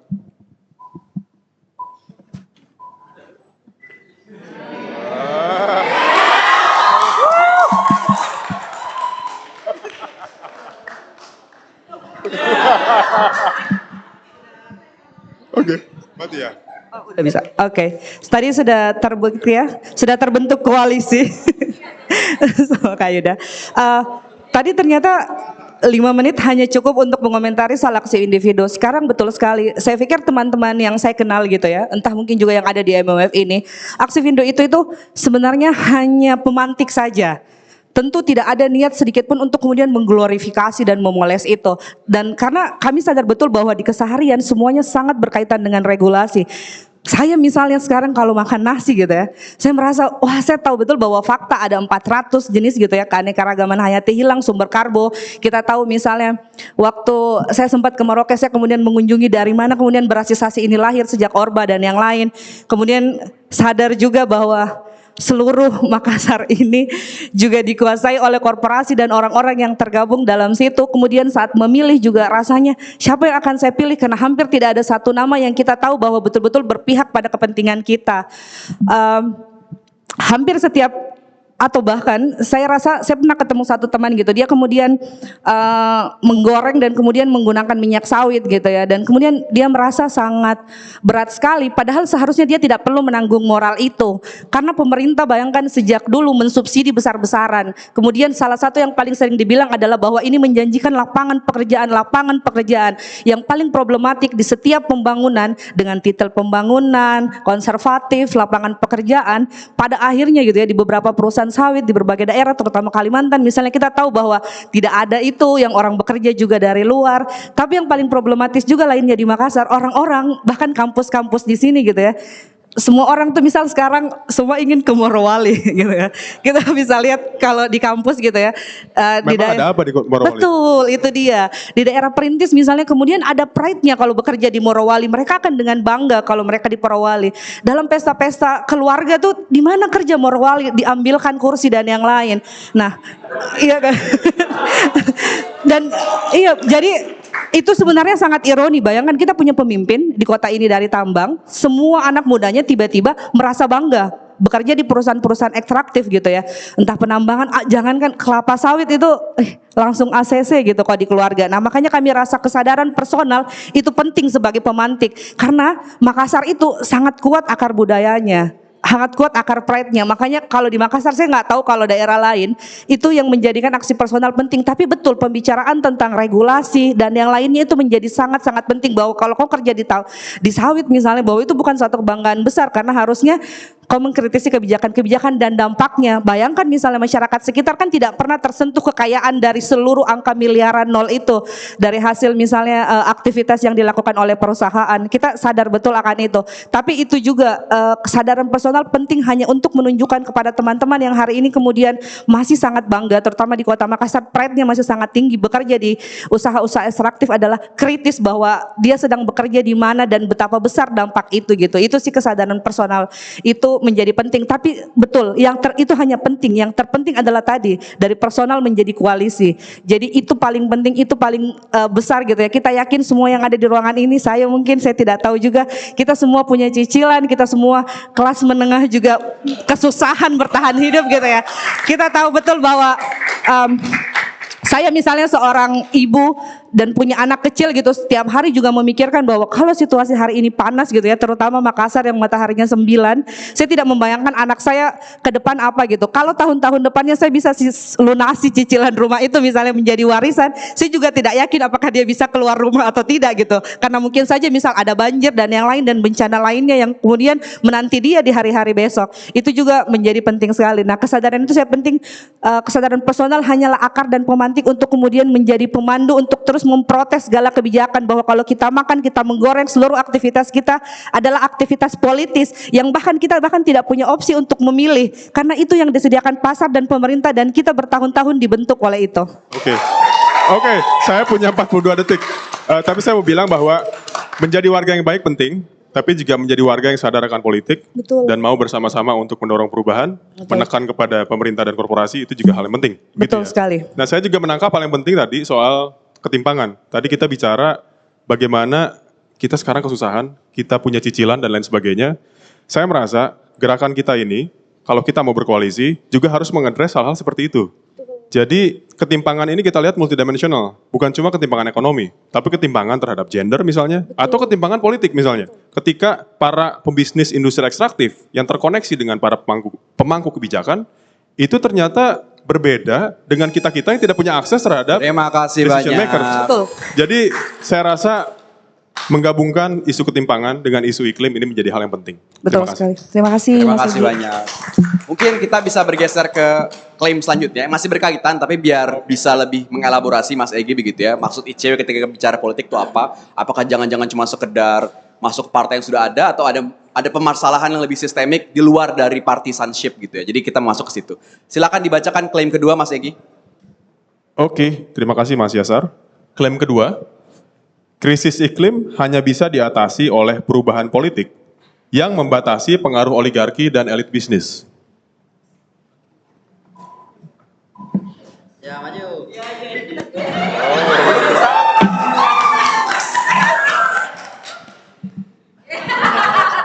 tumbler. Bawa tumbler.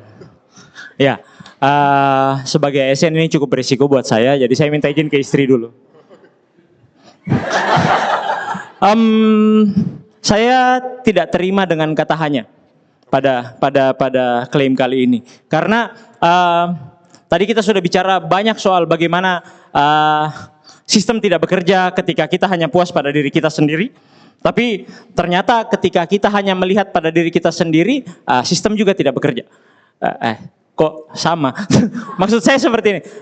Kalau kita hanya berpuas pada diri sendiri itu tidak bagus. Tapi kalau kita hanya memaksa sistem juga tidak bagus. Jadi kedua-duanya harus jalan secara bersamaan. Nah, persoalannya adalah ketika klaim tersebut diterima, jadinya para pengusaha ini cuma ganti baju aja. Sekarang sudah terbukti ada ekonomi hijau, biru, nanti ada kuning, nanti ada orange, nanti ada merah, terserah mau warna apa saja. Kalau semuanya hanya menjadi jargon-jargon simbolik bahwa kalau kita menerapkan ekonomi jenis ini maka akan lebih bagus. Kalau kita mengkonversi minyak, gas bumi menjadi baterai listrik dan lain-lain itu jadi lebih bagus, padahal ternyata tidak. Ternyata teman-teman kita masyarakat adat banyak yang digusur karena ternyata di bawahnya itu ada nikel. Dan akhirnya itu yang jadi baterai, dan akhirnya itu yang malah merusak. Jadi kalau saya, yang harus kita lakukan adalah secara sistem kita harus diperbaiki, tapi teman-teman yang ada di grassroots itu harus berkoalisi supaya bukan hanya gaya hidupnya, tapi awareness-nya terhadap politik itu harus ditingkatkan. Supaya ada inisiasi untuk mendorong ke atas, untuk menekan, jangan hanya masyarakat yang ditekan, tapi masyarakat juga harus menekan bagaimana supaya sistem ini berjalan dengan sehat. Karena kalau sistem tidak berjalan dengan sehat, seperti yang dibahas di awal tadi, kalau ada state capture. Jadi negara itu memperlakukan masyarakat dan alam itu hanya secara eksploitatif saja. Apapun yang kita lakukan itu semuanya hanya evil in disguise. Semuanya ceritanya hanya berkutat pada ini hal yang baik, ini hal yang positif, ini akan lebih baik untuk anak cucu kita. Tapi ternyata masyarakat itu tidak bisa membaca layer. Hanya itu saja. Jadi secara komunikasi publik selalu seperti itu. Selalu orang bilang bahwa ini hal yang bagus, ini hal yang bagus, ini hal yang bagus. Ya jelas hal yang bagus karena pemerintah yang ngomong. Jangan selalu percaya pemerintah. Iya, jangan selalu. Iya, saya mengurusi komunikasi publik pemerintah dan setiap hari melakukan itu, dan itu salah satu hal yang selalu dijargonkan bahwa ini hal yang baik, ini hal yang baik, ini hal yang baik. Padahal yang harus kita lihat adalah maksud dan tujuan di belakangnya itu ada apa. Oke, ya. Terima kasih. Ini saya mau kasih konteks kenapa kita memberikan klaim demikian ya. Karena kami selama paling tidak 10 tahun terakhir sudah melakukan investigasi, riset mengenai hubungan bisnis dengan pejabat publik. Selingkuh semua kan? Selingkuh semua, betul. Dan selingkuhnya kebanyakan industri ekstraktif. Sampai akhirnya kita juga, ya ampun, ini lagi gitu ya. Orangnya bisa jadi sama, bisa jadi berbeda, tapi sektor yang dimainkan itu. Dan kami duga, itu berkelindan dengan bagaimana pendanaan partai politik, bagaimana mereka membiayai partai politiknya, bagaimana juga mereka membiayai ongkos-ongkos politiknya. True, itu benar. Betul. Cuma persoalannya adalah siapa yang mau menekan mereka? Nah, betul, bagaimana caranya mereka mau memperbaiki sistem yang ada? Persis. Ya, berarti yang harus menekan adalah kita dari bawah. Persis. Makanya kita harus berkoalisi. Betul. Makanya kita harus berkomunitas. Makanya kita harus berjejaring. Makanya hari ini harus ada. Nah, persoalannya kalau kita klaim yang tadi, saya hanya menjual satu kata aja. Hanya. Oke. Ya. Saya tidak suka dengan kata hanya. Karena kalau hanya dengan politik saja, itu tidak akan beres. Kenapa? Kita sudah hidup berapa puluh tahun, Indonesia sudah merdeka berapa puluh tahun, politik semuanya, tidak ada yang jadi. Kenapa? Karena tidak ada yang menekan. Pemerintah ini bebas bergerak bagaimana semau mereka, tapi tidak ada yang menekan dari bawah. Tidak ada yang mau mendengar kita. Makanya, oleh karena itu, menurut saya, awareness dari kita juga harus jalan supaya ada yang mengawasi pemerintah. Persoalannya, kalau semuanya selingkuh, pemerintah selingkuh, pebisnis selingkuh, ganti muka, ganti topeng dan lain-lain, ujung-ujungnya adalah kita juga yang rugi, kita juga yang dieksploitasi, kita juga yang tidak ada waktu untuk memikirkan hal lain selain masa depan kita yang tidak jelas juga. Kayak gitu. Setuju. Terima kasih Kak Prayuda, waktu sudah mau Pas habis. waktu. Saya mau balas tapi waktunya sudah. Nanti saya naik lagi, Mas. Terima kasih. Tumblernya jangan lupa. Silakan tolong diulang countdown-nya. Wah. Oke. Ya. Terima kasih. Saya rasanya tadi sudah banyak informasi saya dapatkan dari rekan-rekan ini. Itu semuanya sudah biasa dibahas. Jadi hemat saya, tidak apa-apa kita ada pembanding. Singapura misalnya. 3 diperbaiki. Ya, komitmen leaders, kemudian kaitan dengan kesejahteraan government, kemudian terakhir adalah law enforcement. Beranikah menindak semua tadi ini? Beranikah mem-PAW orang kalau misalnya tiba-tiba DPR RI ada yang pemain tambang? Beranikah ketua partainya lakukan itu? Nah, 3 hal ini Partai Perindo, ya Partai Perindo, bagaimana kita mendorong integritas pemimpin sehingga melahirkan kebijakan yang berkualitas, kemudian rakyat naik kelas.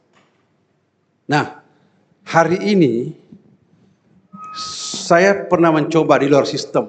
ASN itu di luar sistem sebenarnya. Karena yang menentukan itu adalah partai politik. Kenapa partai politik? Memang di undang-undang. Undang-undang itu adalah partai politik mencetak pimpinan nasional. Mau dari bupati, ya, kemudian masuk ke gubernur, kemudian ke presiden, semua politik. Yang kita bicarakan tadi ini kan substansi-substansi yang ya individual di luar sistem semua. Ya, biar kita berkolaborasi hampir semua ini kan ada aturannya. Kita sudah berkor-kor di luar, ada walhi, ada ICW, ada yang sejenisnya, ada tingkat provinsi, ada tingkat kabupaten. Tapi kalau tidak diatur dengan kemauan politik 3 hal tadi, komitmen leaders untuk merubah itu, ya. Kemudian bagaimana kesejahteraan pegawai, ya. Kalau P3K itu di bawah upah minimum itu, ya. Kemudian bagaimana terakhir yang namanya law enforcement, beranikah kejaksaan, polisi dan seterusnya mempeto semua itu. Nah, ini masih kita ragukan dan inilah kita, ya dari awal saya bicara tadi bahwa kita harus selesaikan secara komprehensif, tidak bisa parsial, tidak bisa sendiri. Harus dari desa, lurah, camat, dan seterusnya. Saya setuju soal penegakan hukum, Pak. Ya. Penegakan hukum, saya pesimis kali ini. Penegakan hukum kasus korupsi, karena KPK sudah dilemahkan. Ya. Di tahun 2019, KPK dilemahkan dengan revisi undang-undang, kewenangannya dilucuti, independensinya semakin minim, hingga akhirnya penegakan hukum kasus korupsi itu semakin tumpul. Ya. Padahal dulu KPK punya yang namanya Gerakan Nasional Penyelamatan Sumber Daya Alam, GNPSDA. Ya. Tapi ternyata GNPSDA juga sekarang tidak terlalu seperti sebelumnya. Ya. Tidak bertaring. Ya. Jadi saya pesimis sekarang penegakan hukum. Saya nggak tahu Partai Perindo sikapnya seperti apa terhadap pelemahan kasus KPK, kasus pelemahan KPK, bisa diceritakan gitu ya.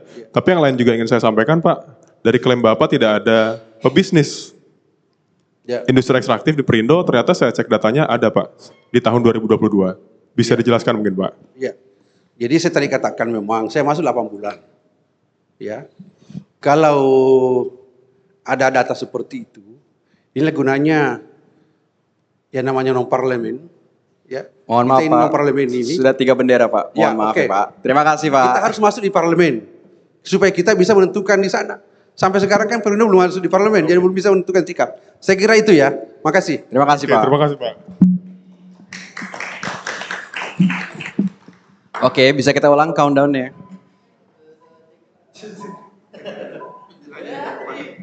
Oh, ketinggalan. Kurang biru, Pak, merah semua itu. Ulang sekali lagi ya.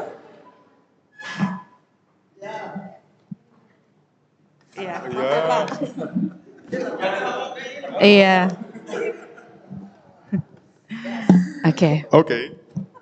Iya. Oke. Kita bisa menumpaskan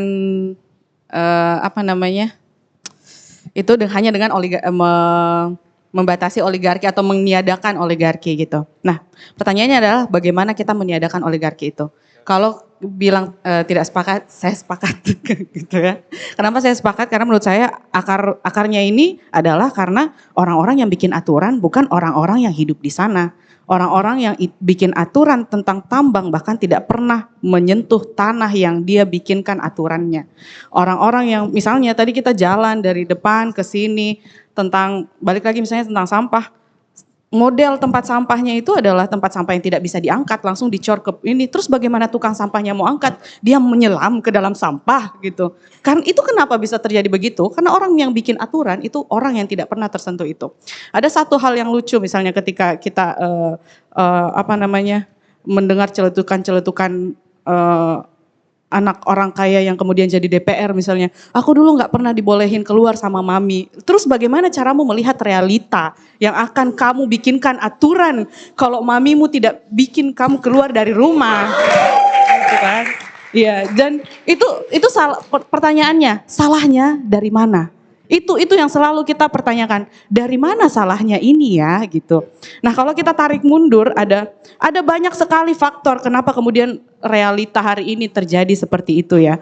Orang-orang ditambah dengan kita punya perspektif kolonialisme di mana kayak orang dari luar, orang kaya itu akan dijunjung tinggi. Kita punya budaya yang kayak ketika raja-raja atau orang sudah kaya itu kemudian budak-budaknya akan kemudian mengikuti dan sebagainya. Tiba-tiba kita dihadapkan dengan sistem kita harus memilih. Nah otomatis yang akan muncul, apalagi untuk dipilih harus punya modal. Otomatis yang akan muncul ya orang-orang itu, orang-orang kaya yang punya darah biru, yang punya ini, yang punya itu gitu. Dan kita misalnya yang kemudian keturunan dari siapa, yang bukan siapa-siapa, hanya punya mereka di bursa gitu, hanya punya itu. Kita tarik mundur lagi. Atau kita tarik maju ke hari ini misalnya ada fenomena flexing dan sebagainya dan orang-orang terlena dengan itu gitu, orang-orang terlena bahwa orang-orang bayangkan ada yang menang di pemilihan umum hanya karena dia di ship misalnya sama artis gitu, dan bahkan di pemilihan kita boleh ngomong presiden nggak kah di sini? Nggak apa-apa ya. Nggak apa-apa. Maaf ya, izin Pak gitu. Bahkan pemilihan presiden pokoknya juga, boleh. Iya, izin pemilihan presiden pun kan banyak isu yang kemudian aduh ayo kita persatukan kembali dua cinta yang terpisah gitu. Dan ada teman-teman saya yang milih karena mereka mau mempersatukan dua orang yang terpisah gara-gara ini kan, gara-gara oligarki, gara-gara cinta oligarki katanya. Itu pun kayak kalau kita pikir sangat tidak make sense ya itu. Nah itu balik lagi kesadaran personal itu yang perlu dibangun melalui komunitas-komunitas gitu. Dan kalau kita bertanya bagaimana menumpaskan ini boleh ngomong revolusi kan? Boleh, silakan bebas. Bagaimana? Karena kita melihat ini adalah sesuatu yang sangat mengakar gitu kan. Perspektif itu sampai sekarang pun media sosial. Kalau kita lihat bahwa banyak microblogs atau misalnya ICW punya media sosial, ada Project M dan sebagainya. Dan orang-orang yang mengampanyekan narasi yang berbeda itu juga menggunakan pendekatan yang sama gitu. Bahwa hari ini orang-orang yang terlihat kritis itu bukan cuma menyuarakan keberpihakan terhadap alam, terhadap publik, tapi juga orang-orang yang menyuarakan pembelaan terhadap oligarki, terhadap para pengusaha dan sebagainya itu punya menjelaskan runut dengan data bahwa kami ini begini kayak gitu. Bahwa konflik horizontal hari ini tuh sangat digaungkan dan itu harus kita sadari bersama. Oke, saya mau satu aja. Iya. Saya mau bilang kenapa sih oligarki nyebelin? Satu, dia uangnya banyak. Dia dapat uangnya dari ngerusak lingkungan yang berdampak kepada kita. Iya. Sementara kita susah. Betul. Kita harus nyicil. Betul. Kita beli kopi aja mahal. Betul. Kita belanja sehari-hari aja mahal. Betul. Itu nyebelin. Nyebelin, betul. Lebih nyebelin lagi, oligarki menentukan hidup kita. Betul. Decision makers ditentukan oleh oligarki. Oke, Itu sekarang menyebalkan. saya mau ngajakin kita semua yang ada di sini, yang ada di Dan rumah. mereka melakukannya dengan praktik koruptif. Itu yang lebih Betul, nyebelin lagi. itu yang paling menyebalkan. Mungkin yang paling bisa kita lakukan secara personal dan komunitas adalah kalau kita ketemu sama orang kaya, jangan tanya berapa uangnya, tapi tanya alam mana yang sudah dia rusak. Oke, setuju. Terima kasih banyak. Kita ulang lagi ya countdown-nya. Silakan.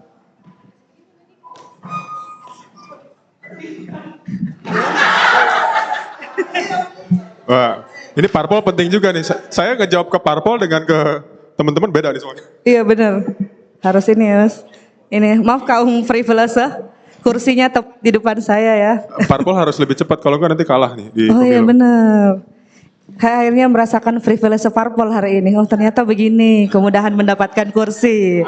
Iya kan. Kalau kita tanya kenapa oligarki lahir dan mahir, karena kursinya selalu disimpan di depan mereka gitu ya, selalu hadir di samping-samping mereka gitu. Kayak tadi misalnya, jadi orang yang langkahnya di belakang kemudian mau mulai kayak tadi, mau saya juga lambat mulainya, mau cepet saya pasti akan dapat kursinya. Nah kalau kita bicara oligarki gitu, ini sebenarnya sangat-sangat menyesakan gitu bahwa kita sama-sama sepakat bahwa yang menjadi korban adalah kita dari semua itu. Kita tiap hari misalnya kita lihat kenapa oligarki seharusnya tidak punya tempat lagi karena jelas ekspektasi kita mereka melahirkan kemudian undang-undang yang pro alam atau pro kita gitu ya. Tapi kemudian yang lahir misalnya Omnibus Law gitu ya, perlindungan, kriminalisasi, kemudian pejuang-pejuang lingkungan. Tapi bayangkan dalam proses itu ketika kita sudah berkoalisi, bersepakat, bahkan harus ada gitu yang kehilangan nyawa. Yang satu saja tuh rasanya sudah banyak sekali, tapi kemudian itu berlalu dan berlalu. Secara yang paling menyesalkan adalah secara komunikasi publik, karena kita semua pengguna media sosial gitu ya. Kita bisa lihat gubernur yang paling dikagumi hari-hari ini kan adalah pelaku tambang misalnya. Tapi kita bisa lihat di media sosial betapa dia dipuji, bahkan diminta untuk mencalonkan sebagai presiden berikutnya gitu misalnya. Dan kemudian kita misalnya yang mau menolak, mau bersuara sebenarnya marah sekali atas semua yang terjadi, kemudian tidak diberi tempat karena bahkan kita tidak diberi nafas untuk kemudian merespon semua berita buruk gitu. Sampai kemudian kita harus menarik nafas, harus ke psikolog misalnya ya. Saya secara jujur adalah saya orang yang ke psikolog karena berita-berita buruk gitu. Psikolog mahal lagi ya. Dan nggak ditanggung BPJS tentu saja. Itu poin penting juga.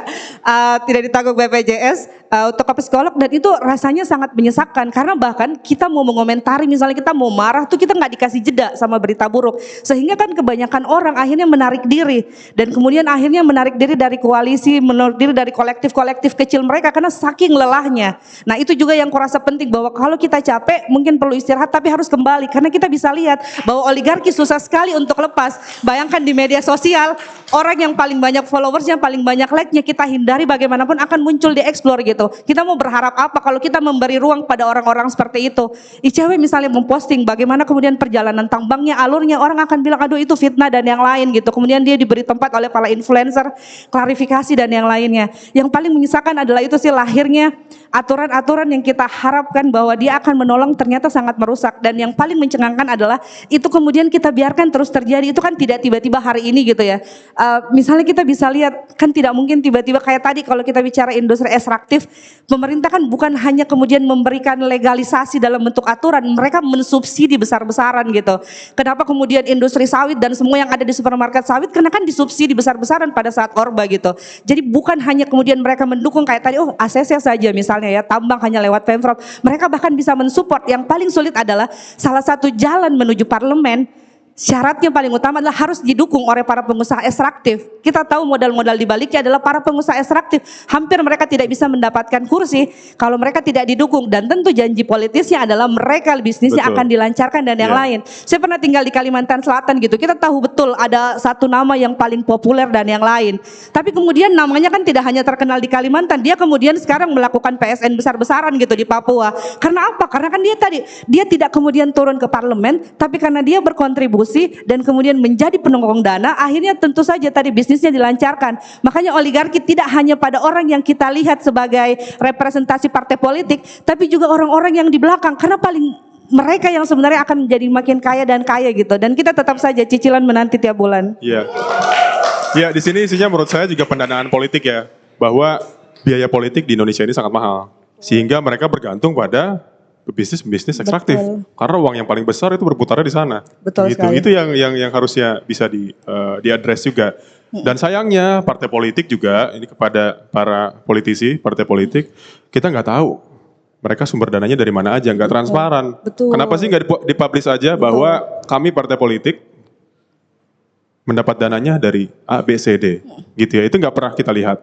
Kami pernah waktu itu bersengketa di Komisi Informasi Pusat untuk bertanya kepada parpol, kalian sumber dananya dari mana sih?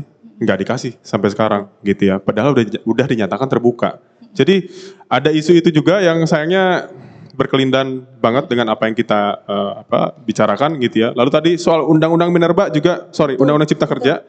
Tapi saya mau bilang, saya ingat tahun 2020 waktu kita COVID itu bulan Maret. 1 atau 2 bulan dari bulan Maret, Undang-Undang Minerba disahkan. Ketika kita lagi nggak bisa ngapa-ngapain, protes juga nggak bisa, kita mau marah juga nggak bisa. Mereka pintar, mereka culas. Itu yang sayangnya keculasannya berlangsung sampai hari ini. Terima kasih Mas Egi. Oke, silakan diulang countdown ya.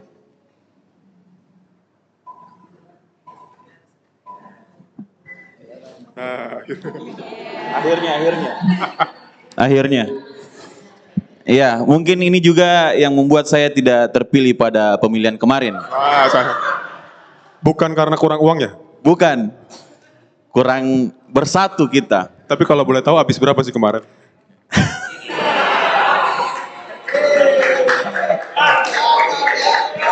Demi transparansi. Demi transparansi. Ya, kita tahu sendiri. Sebenarnya saya sudah siapkan tadi jawaban untuk mosi kedua, cuman ternyata beda pertanyaannya. Ya, kalau saya boleh buka sedikit. Pertama, pendanaan yang saya secara pribadi masuk di partai politik itu secara pribadi dananya. Jadi dana yang saya kumpulkan sebelumnya dari usaha. Yang saya mau jelaskan sedikit adalah usaha dan bisnis itu termasuk sendi kita. Jadi yang dibicarakan adalah semua sendi-sendinya. Tidak bisa ditarik satu untuk mengganti yang lain. Saya kembali ke pertanyaan dari Mas Egi, berapa yang saya habiskan? Itu untuk kampanye itu sekitar 300 juta untuk DPRD Kota Makassar. Ada tadi ucapkan masih kurang, berarti kita juga salah satu pemainnya. Iya, kenapa? Kalau di Makassar sendiri saya memang besar lahir di Makassar, jadi masih mengandalkan teman. Dan yang saya mau cerita bahwa karena Mas Egi bertanya berapa kemarin habisnya, kita punya masa sesi 5 tahun sekali untuk menggantungkan hidup kita untuk 5 tahun ke depan. Di mana kalian semua? Di mana komunitas ini semua? Di mana ketika orang berkampanye kalian tidak datang? Di situ kalian bisa menyuarakan sebenarnya.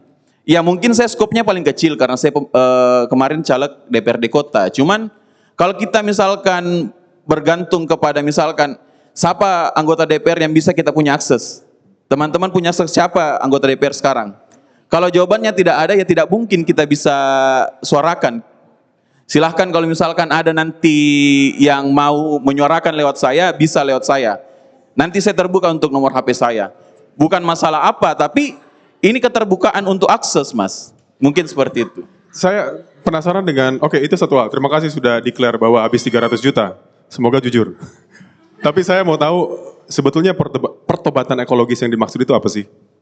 Iya, secara kita tahu sendiri bahwa di parlemen itu, karena kebetulan saya sendiri yang dari parlemen di sini, itu kita tidak bisa sendiri saja. Butuh teman-teman dari partai lain, butuh fraksi lain.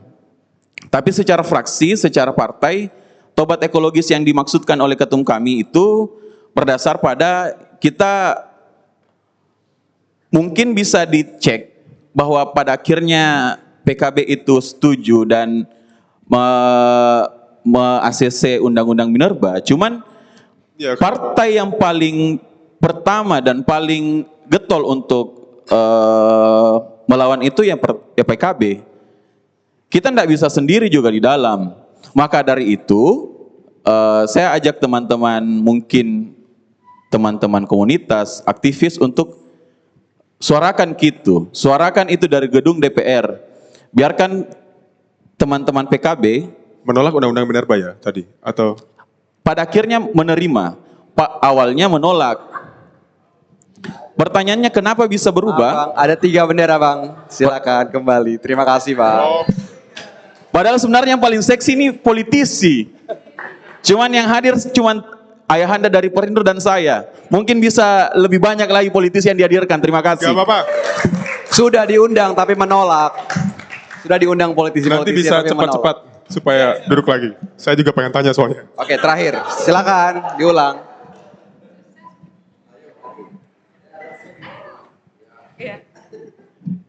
Sorry ya, mau banget.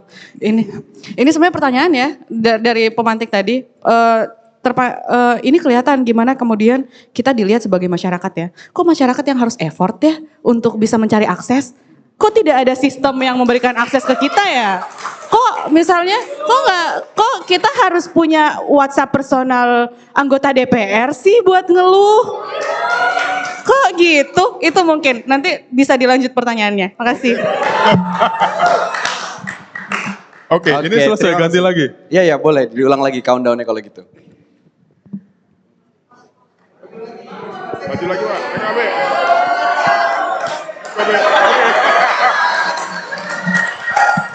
Iya. Nilai dasar untuk menjadi politisi itu yang pertama, jangan anti kritik. Setuju. Kenapa juga, saya tadi cerita sama teman-teman ICW, kenapa yang dipilih adalah politisi muda. Karena politisi muda itu berangkat dari masih belum tergerus dengan elit politik sebenarnya. Makanya kita hadir jadi politisi muda. Pertanyaannya dari Mbak baju biru tadi itu, kenapa harus punya WhatsApp pribadi? Di politik itu yang paling penting akses sebenarnya. Di mana kita bisa akses, ya mungkin itu secara eksplisit bisa langsung tanyalah kalau hal-hal seperti itu. Cuman memang ada rapat dengar pendapat. Itu caranya panjang juga sih sebenarnya, harus masukkan surat, harus dari komunitas ini dan lain sebagainya. Cuman kalau misalkan kita bisa akses anggota DPR-nya, kita bisa jadi high notes sebenarnya. Di notes untuk bahas ini loh. Kapan dibahas ini loh, itu yang paling pertama. Kalau misalkan kita tidak tahu kapan dibahas bahas ini pun tidak ditahu, kapan bahas ini pun tidak ditahu, ya tidak akan selesai kalau saya. Terima kasih. Oke, terima kasih. Sudah terjawab? Oh enggak? Iya. Oke, nanti kita bisa lanjutkan. Tapi saya ingin melanjutkan yang pertobatan ekologis tadi. Kenapa saya bertanya hal ini? Karena saya beranggapan sebetulnya kita ini sebagai manusia luput untuk menempatkan alam itu sebagai subjek yang setara. Nggak pernah ada partai politik di parlemen, di eksekutif yang menempatkan alam itu secara setara. Jadi mereka hanya dijadikan objek eksploitasi, kerusakan. Padahal mereka juga mestinya punya suara di parlemen bahwa saya tidak boleh untuk dirusak. Saya ini kalau dirusak bisa berpengaruh terhadap hidup kalian. Kalian tidak bisa minum air dengan bersih misalnya. Kalian tidak bisa menghirup udara bersih dan lain sebagainya. Nah sayangnya tidak ada gitu ya. Nah saya tidak tahu apakah pertobatan ekologis yang dimaksud adalah demikian. Karena ini di Indonesia, saya dengar pertobatan ekologis di luar ada juga. Tapi di PKB saya ingin tahu juga seperti apa dan komitmennya seperti apa. Kalau misalnya nanti masuk ke DPR, syukur-syukur gitu ya, dengan dana yang mungkin 120 juta atau 12 juta, apakah akan melakukan hal demikian atau berparadigma demikian? Ya, ada gium yang lucu sebenarnya di teman-teman caleg. Seandainya sapi itu dihitung setengah suara pun, caleg pasti datangi, Mas. Yang Mas Egy tadi dijelaskan, kita harus setara, alam itu harus setara. Maka dari itu, teman-teman komunitas itu bisa, ya sejauh ini semua komunitas sih Mas yang menyuarakan itu. Teman-teman partai masih minim, bahkan ya kalau dipersentasekan di bawah 10% lah. Cuman yakin saja untuk itu PKB hadir untuk tobat ekologis. Kenapa bisa seperti itu? Ya kita lihat sendiri khususnya di Sulawesi Selatan, itu yang kita nikmati di sana itu tempat nongkrong, itu hasil reklamasi Mas. di mana tempat nelayan lokal yang harusnya mendapatkan ikan dan anak cucu kita menikmati pemandangan sudah hilang. Akan tetapi itulah dampak yang paling besar 5 tahun yang lalu, 10 tahun yang lalu, 15 tahun yang lalu ketika diminta suaranya teman-teman, teman-teman tidak hadir. Ketika teman-teman tidak hadir, beginilah hasilnya. Tapi saya tadi agak kelitik sebenarnya karena ada keluhan bilang, ya yang tersedia calegnya itu saja, anggota DPR-nya itu saja. Ya kalau misalkan hanya itu saja, ya pastikan yang paling bisa diakses saja. Mungkin seperti itu, Mas. Teman-teman tidak hadir itu siapa teman-teman? Apa? Teman-teman yang tidak hadir itu siapa? Teman-teman yang tidak hadir itu, politik itu apa ya? Sebuah kelompok. Kalau misalkan cuma suara individual, itu hitungannya cuma satu, Mas. Kalau teman-teman komunitas bersatu, kita kasih komparasi face to face, Mas. Kemarin ada event di sana. Salah satu lokasi paling bagus lah di sini. Lebih rame mana? MIWF atau konser itu? Sedangkan konser itu pun dibayar, Mas. Ini gratis loh. Itu saja menjadi apa ya? Menjadi ya self correction sendiri lah mungkin. Terima kasih, Bang. Oke, aku mau ambil diskresi sedikit karena Kak Aira dan Kak RB belum kebagian. Apakah ada yang mau disampaikan? Ini agak affirmative action sedikit. Ada yang mau disampaikan? Ada yang mau disampaikan? Aman ya? Oke, ini mungkin yang terakhir karena keterbatasan waktu ya. Silakan diulang countdown-nya.